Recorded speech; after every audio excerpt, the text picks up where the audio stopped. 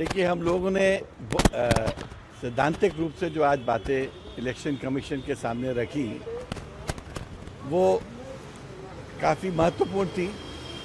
महत्वपूर्ण इसलिए थी कि अगर highest authorities, constitutional authorities and functionaries constitution और लॉ को फॉलो नहीं करेंगे, वर्चुअली हेट स्पीचेस में इंडल्ज करेंगे, ऐसी बातें बोलेंगे जिससे देश पोलराइज होता है, या ऐसी बातें बोलेंगे जिससे देश में डिवीजन आता है या सोसाइटी में डिवीजन आता है, तो ये ना तो कॉन्स्टिट्यूशन परमिट करता है ना उनके ओथ के अनुरूप है। ये हमने पॉइंट आउट किया कि अगर कोई होम मिनिस्टर ये कहते हैं कि कांग्रेस आ जाएगी तो इंडिया में राइट्स हो जाएंगे, आप क्या बोलना चाहते हैं कि कांग्रेस पार्टी जो एक नेशनल पार्टी है जिसकी 60 ईयर्स 70 ईयर्स की एक रूलिंग स्टैंडिंग थी, क्या पूरे वक्त राइट्स होते थे?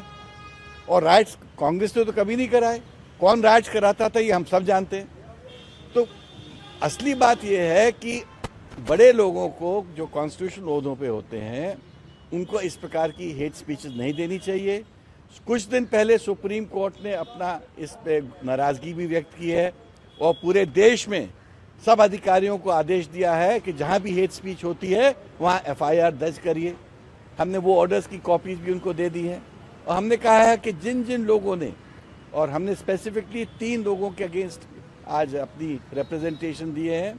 होम मिनिस्टर के अगेंस्ट दिया है, नड्डा साहब के अगेंस्ट दिया है और तीसरे योगी आदित्यनाथ जी के अगेंस्ट दिया है कि इन लोगों ने अपने शब्दों से जो बातें बोली हैं वो हेट स्पीच की परिभाषा में आता है और इसलिए इलेक्शन कमीशन को in terms of the law of the land, in terms of supreme court order, इस पर एक्शन लेना चाहिए।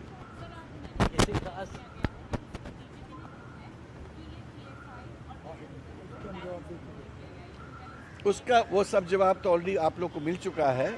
हम लोग स्पेसिफिकली कंप्लेंट्स लेके आए थे, उन कंप्लेंट्स के बारे में हम आपको जानकारी दे रहे हैं। सर किसी खास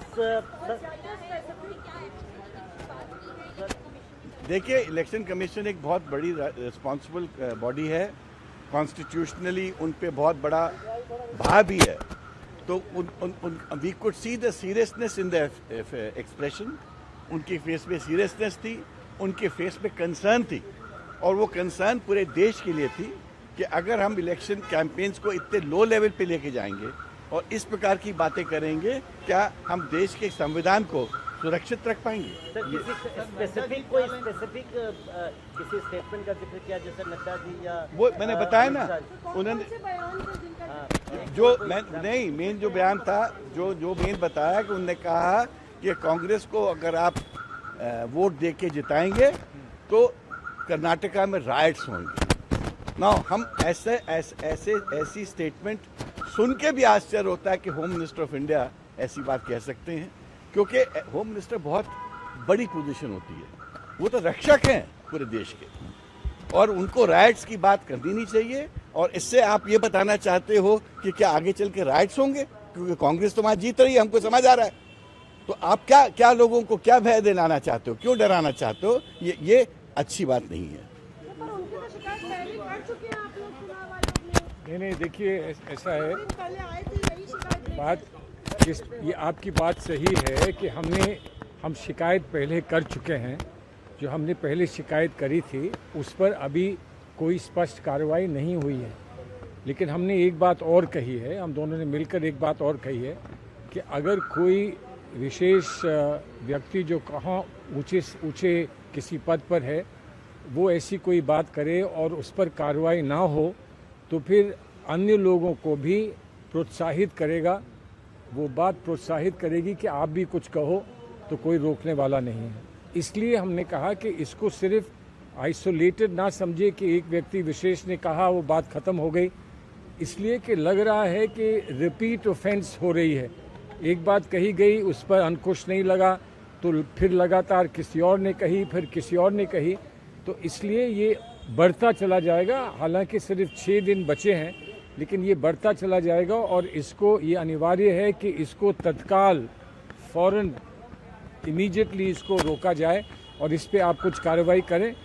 आज हमको बहुत ज़्यादा नहीं कुछ कार्रवाई के बारे में कुछ बताया गया है, बट ये कहा गया है कि हम इस पूरी बात को बहुत ध्यान से इस पर हम गौर करेंगे। गौर करने के बाद हम क्या कर सकते हैं, कितना कर सकते हैं, हम अवश्य आपको सूचित करेंगे।